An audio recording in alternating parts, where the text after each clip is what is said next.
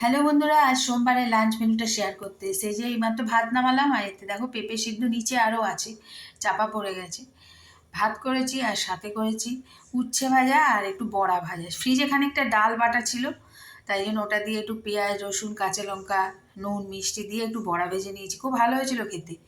আর এখানে হচ্ছে ভেন্ডি ক্যাপসিকাম আলু আর কুমড়ো, সবই অল্প অল্প ছিল। ওই দিয়ে একটা সবজি করেছি, ভেন্ডিটা দেখা যাচ্ছে না, দাঁড়াও, এই যে ভেন্ডি, সব দিয়ে একটা সবজি করেছি। ভেন্ডির এখন অসম্ভব দাম, অল্প করে নিয়েছিলাম। আর এখানে হচ্ছে পাবদা মাছ আর চারাপোনা মাছ দিয়ে একটা মিলিত ঝোল। আমরা খাবো চারাপোনা, ছেলে খাবে পাবদা। আলু কাঁচা লঙ্কা আর ধনেপাতা দিয়ে হালকা করে। এখানে কিছু ফল কেটে নিয়েছি, পাকা পেঁপে কমলা শসা শাকালু।